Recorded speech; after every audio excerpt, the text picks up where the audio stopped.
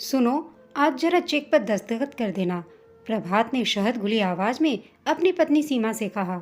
सीमा ने रोटी बेलते बेलते पलटकर देखा। चेक पर दस्तखत करवाते समय प्रभात कितने बदल जाते हैं। आपकी तनख्वाह खत्म हो गई क्या? सीमा ने पूछा। गांव से पिताजी का पत्र आया था, वहाँ 400 रुपये भेजने पड़े। फिर लीला मौसी भी आई हुई हैं। घर में मेहमान हो तो खर्च तो भरेगा ही ना। यह सुन सीमा चुप रह गई। पैसा नहीं देना है तो मत दो, किसी से उधार लेकर काम चला लूंगा। जब भी पैसों की जरूरत होती है तुम इसी तरह अकड़ दिखाती हो। अकड़ दिखाने की बात नहीं है, प्रश्न यह है कि रुपया देने वाली की कुछ कद्र तो हो। सुनो सीमा, मैं बीवी का गुलाम बनकर नहीं रह सकता, समझी? बीवी के गुलाम होने वाली सदियों पुरानी उक्ति पुरुष को आज भी याद है, किंतु स्त्री धन का उपयोग न करने की गौरवशाली परंपरा को वह कैसे भूल गया। बहस और कटु हो जाए इससे पहले ही सीमा ने चेक पर हस्ताक्षर कर दिए। शाम को प्रभात दफ्तर से लौटे तो लीला मौसी को 100 का नोट देकर बोले, मौसी तुम पड़ोस वाली चाची के साथ जाकर आंखों की जांच करवा आना। अरे रहने दे भैया, मैं तो यूं ही कह रही थी, अभी ऐसी जल्दी है, रायपुर जाकर जांच करा लूंगी। नहीं मौसी, आंखों की बात है, जल्दी दिखा देना। ये ठीक है। मौसी मन ही मन गदगद होगी। प्रभात मौसी का बहुत ख्याल रखते हैं। मौसी कहे क्यों, रिश्तों की बहन, बुआओं, चाचा, ताऊ, सभी का कोई रिश्तेदार आ जाए तो प्रभात एकदम प्रसन्न हो उठते हैं। उस समय वह इतने उदार हो जाते हैं कि खर्च करते समय आगा पीछा कुछ नहीं सोचते। मेहमानों की तीमारदारी के लिए ऐसे आकुल व्याकुल हो उठते हैं कि उनके आदेशों की धमक से सीमा का सिर घूमने लगता है। सीमा, आज क्या सब्जी बनी है? प्रभात पूछ रहे थे। सीमा ने कहा, बैगन की। बैगन की सब्जी खाने से तकलीफ बढ़ेगी नहीं, उनके लिए परवल की सब्जी बना लो, मौसी को दिक्कत होगा। नहीं, मैं बैंगन की सब्जी खा लूँगी बेटा, बहू को एक और सब्जी बनाने में कष्ट होगा। कॉलेज से थक कर आई है बहू अभी। मौसी ने कहा, इस उम्र में थकना क्या है मौसी, वह तो इनके घर वालों ने काम की आदत नहीं डाली, इसी से थक जाती है। हाँ बेटा, आजकल लड़कियों को घर गृहस्थी संभालने की आदत ही नहीं रहती। हम लोग के ज़माने में तो घर के सारे काम करके 10 किलो चना दाल भी पीस देते थे। मौसी बोली। बस इसी बात से सीमा चिढ़ जाती है। उसके मायके वालों ने काम की आदत नहीं डाली तो क्या प्रभात ने उसके लिए नौकरों की फौज खड़ी कर दी है क्या? एक बर्तन कपड़े साफ करने वाली के अलावा दूसरा कोई नौकर तो देखा ही नहीं इस घर में। और लीला मौसी के ज़माने में घर गृहस्थी ही तो संभालती थी लड़कियाँ। न पढ़ाई लिखाई में सिर खपाना था और न नौकरी के पीछे मारे मारे घूमना था। सीमा सोचने लगी, लीला मौसी तो खैर अशिक्षित महिला है, परंतु प्रभात की समझ में यह बात क्यों नहीं आती? अभी पिछले सप्ताह भी ऐसा ही हुआ था। सीमा ने करेले की सब्जी बनाई थी। प्रभात ने देखा तो बोले, करेले बनाए हैं क्या? मौसी को दुबला करने का विचार है तुम्हारा? उनके लिए कुछ और बना लो। सीमा एकदम हतप्रभ रह गई। मौसी हंसी। नहीं नहीं नहीं, कुछ मत बनाओ बहू, बस दाल को तड़का दे दो, तब तक मैं टमाटर की चटनी पीस लेती हूँ। मौसी, बहू के रहते तुम्हें काम करने की क्या ज़रूरत है? आओ उस कमरे में बैठें। प्रभात बोले। सीमा अकेली बेचारी रसोई में खड़ती रही। उधर साथ वाले कमरे में मौसी प्रभात को झूठे सच्चे किस्से बताती रहीं। तुम्हारे बड़े नाना जी खेत में पहुंचे तो देखा सामने गांव के धोबी का भूत खड़ा है, आदि आदि। मौसी खूब अंधविश्वासी थी, मनगढ़ंत किस्से खूब बताती हैं, भूत प्रेतों के, प्रभात के बड़े नाना, मझले नाना और छोटे नाना के, दूध सी सफ़ेद छोटी नानी के, प्रभात के ननिहाल के जमींदार महेंद्र प्रताप सिंह और रूपा डाकू के भी। इन किस्सों के साथ साथ मौसी लोगों की मेहमान नवाजी और बढ़िया भोजन को भी खूब याद करती। उनका व्यंजन चर्चा सुनकर श्रोताओं के मुंह में भी पानी भर आता। मौसी मूंग के लड्डू, खस्ता कचौड़ी, मेवे की गुच्छियाँ और खोए की पूड़ियों को याद किया करती और चाहती भी थी शायद कि सीमा भी यही सब बनाए। प्रभात उनकी हर फरमाइश पूरी भी करवाते। सीमा को कॉलेज जाने तक रसोई में जुटे रहना पड़ता। थकान के कारण खाना भी ना खाया जाता उससे। उस दिन भी ऐसा ही हुआ। कॉलेज से लौटकर वह कुछ खाना ही चाहती थी कि प्रभात के मित्र आ गए। उसने किसी तरह उन्हें चाय नाश्ता करवाया। दूध का बर्तन उठाकर अलमारी में रखने लगी तो सहसा चक्कर खाकर गिर पड़ी। सारे कमरे में दूध ही दूध फैल गया। मौसी और प्रभात दौड़े आए। अपने निष्प्राण से शरीर को किसी तरह खिंचती हुई सीमा पलंग पर जा लेटी।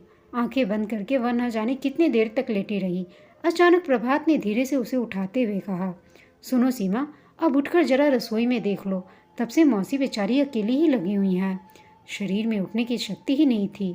हूँ कहकर सीमा ने दूसरी ओर करवट ले ली। तुम्हारी तबीयत ठीक नहीं है सीमा, यह मैं मानता हूँ, परंतु अपने घर का काम कोई और करे यह तो शोभा नहीं देता। प्रभात धीरे से बोले। सीमा का मन हुआ चीख कर कह दे, मौसी के घर में बहू बेटी बीमार होती हैं तब क्या वह हाथ पर हाथ धरे बैठी रहती हैं? एक समय भोजन बना भी लेंगी तो ऐसी क्या प्रलय हो जाएगी। लेकिन कहा कुछ नहीं सीमा ने। आवाज़ कहीं गले में ही बेचारी के फंस कर रह गई। आंखों से आंसू बह निकले उसके। उठकर बचा हुआ काम निपटाया। मौसी प्रभात की प्रशंसा करते नहीं थकती। उस दिन किसी से कह रही थी, हमारे परिवार में प्रभात हीरा है, हीरा। सबके सुख दुख में साथ देता है, रुपये पैसे की परवाह नहीं करता, ऐसा आदर सम्मान करता है कि पूछो मत। बहू बड़े घर की लड़की है, पर प्रभात का ऐसा शासन है कि मजाल है कि बहू जरा भी गड़बड़ कर जाए। यह प्रशंसा वह पहली बार नहीं सुन रही थी। ऐसी प्रशंसा प्रभात के परिवार के हर छोटे बड़े के मुख पर रहती है। ससुराल वालों को इतना आतिथ्य सत्कार तथा सेवा करने और बैंक के चेक फाड़ फाड़ कर देने के बाद भी वह प्रभात के इस सुयश की भागीदार नहीं बन सकी। या यूँ कहा जाए कि प्रभात ने इसमें उसे भागीदार बनाया ही नहीं, बल्कि अपने लोगों के सामने उसे बौना बनाने में ही वह गर्व महसूस करते रहे। उसकी कमियों और गलतियों को वह बरहा चढ़ाकर सुनाया करते और सारा परिवार रस ले लेकर सुना करता। इस संबंध में सीमा को अपनी देवरानी मंगला से ईर्ष्या होती है। देवर सुनील उसके सम्मान को बढ़ाने का एक भी अवसर हाथ से नहीं जाने देते। हैदराबाद से वह साल में एक बार घर आते हैं। छोटे बड़े सभी के लिए कुछ न कुछ लाने का उनका नियम है, लेकिन लेन देन का दायित्व उन्होंने मंगला को ही सौंप रखा है। जब सारा परिवार मिलकर बैठता है तब सुनील पत्नी को गौरवान्वित करते हुए कहते हैं, मंगला निकालो भाई सब चीज़ें, दिखाओ सबको क्या क्या लाई हो तुम उनके लिए। सबकी नज़रें मंगला पर टिक जाती। वह कितनी ऊंची हो जाती है सबकी दृष्टि में। मंगला की अनुपस्थिति में जब परिवार के लोग मिल बैठते तो उसके लाए उपहारों की ही चर्चा करते कि कितनी अच्छी है बहुरानी कि सबके लिए उपहार लाया है। उसकी दरिया दिली की प्रशंसा होती, परंतु सीमा की मेहनत की कमाई से भेजे गए मनी ऑर्डरों का कभी कोई जिक्र नहीं होता। उसका सारा श्रेय प्रभात को जाता है। कभी बात चलती है तो अम्मा उसे सुनाकर साफ कर देती हैं, सीमा की कमाई से हमें क्या मतलब, प्रभात घर का बड़ा बेटा है, उसकी कमाई पर तो हमारा पूरा हक है। कभी कभी सीमा सोचती है, नेकी करते हुए भी किसी के हिस्से में यश और किसी के हिस्से में अपयश क्यों आता है। वैसे इस विषय में ज़्यादा सोचकर वह अपना मन खराब नहीं करती, फिर भी उसका स्वास्थ्य ठीक नहीं रह पाता। पिछले दिनों डॉक्टर ने बताया था पैर भारी है, थोड़ा आराम करना चाहिए आपको, घर के कामों से थोड़ा दूर रहिए। इधर मौसी कहती, एक रोटी बनाने का ही तो काम है घर में, न चक्की पीसनी है न कुएं से पानी खींच कर लाना है। खूब मेहनत करो और डट कर खाओ पियो, तभी तो सेहत बनेगी और बच्चा होने में भी कोई परेशानी नहीं होगी। और एक दिन सेहत बनाने के चक्कर में लड्डू बांधते बांधते कॉलेज जाने का समय हो गया था। सीमा जल्दी जल्दी सीढ़ियाँ उतरने लगी तो अचानक पैर फिसल गया। 3-4 सीढ़ियाँ लांघती हुई वह नीचे गिरी। चोट तो उसे विशेष नहीं आई, पर पेट में दर्द होने लगा था। इनके लिए बिस्तर पर आराम करना बहुत जरूरी है, डॉक्टर ने प्रभात से कहा था। प्रभात ने लापरवाही के लिए सीमा को जी भर कर कोसा, किंतु इस परिस्थिति में डॉक्टर की सलाह मानना आवश्यक हो गया। झाड़ू पोछा तो मरी करने लगी, पर भोजन बनाने का भार मौसी पर आ पड़ा। वह नाश्ता और खाना बनाने में परेशान हो जाती। अब वह बिना मसाले की सादी सब्जी से काम चला लेती। कहती, अब उम्र हो गई है, काम करने की पहली जैसी ताकत थोड़ी ही रह गई है। सीमा का मन होता पूछे, मौसी सिर्फ खाना ही तो बनाना है, और खाना बनाना भी कोई काम है? तुम तो कहती थी कि दाल चावल सब्जी रोटी तो कैदियों का खाना है, तुम ऐसा खाना क्यों बना रही हो मौसी? किसी तरह सप्ताह बीता था कि मौसी का मन उखड़ने लगा। एक दिन प्रभात से बोली, बेटा तुम्हारे पास बहुत दिन रह ली, सुरेखा रोज अब सपने में दिखाई देती है, जाने क्या बात है, बहू जैसी ही उसकी भी हालत है। प्रभात सन्न रह गए। मौसी ऐसी कोई बात होती तो सुरेखा का पत्र जरूर आता, तुम चली जाओगी तो बड़ी मुसीबत होगी, अच्छा होता जो कुछ दिन और रुक जाती। पर मौसी नहीं मानी, वह बेटी को याद करके रोने लगी।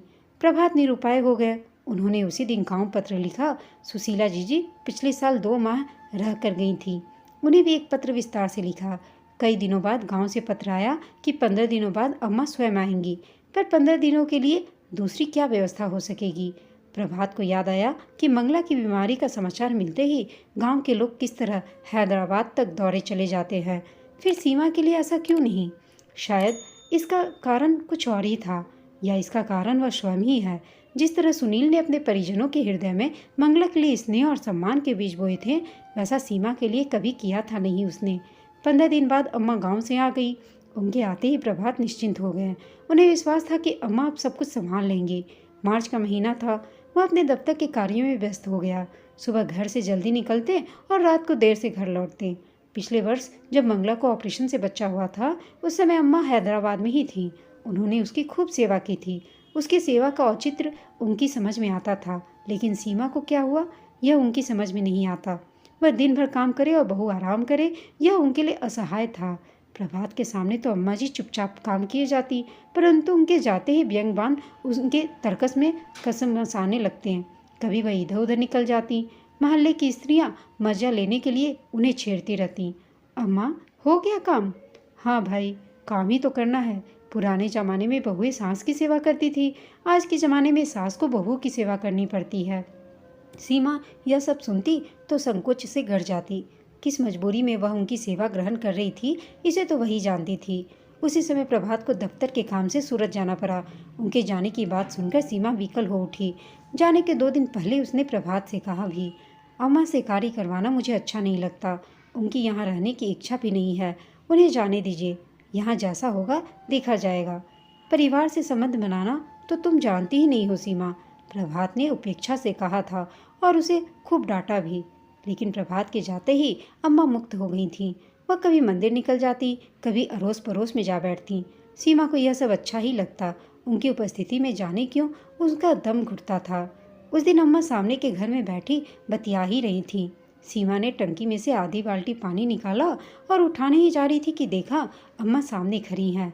उसे याद आया, अम्मा पीछे वाली पड़ोसन से कह रही थी कि प्रभात बहू पेट में था तो छोटी ननद की शादी पड़ी थी, हमें बड़े बड़े बर्तन उठाने पड़े, पर कहीं कुछ नहीं हुआ। हमारी बहू तो 2-2 लोटा पानी लेकर बाल्टी भरती है, तब नहाती है। सीमा ने झेप कर बाल्टी भरी और उठाकर स्नान घर तक पहुंची थी कि दर्द के कारण बैठ जाना पड़ा। जिसका भय था वही हो गया। डॉक्टर फिर से निरुत्तर थे। गर्भपात कराना इस बार जरूरी हो गया। अम्मा रो रो कर सबसे कह रही थी, हम इतना काम करते थे तो भला क्या इन्हें बाल्टी भर पानी उठाने की ज़रूरत थी? हमारे रहने का फिर क्या फ़ायदा हुआ? उसी दिन शाम को प्रभात घर लौटे।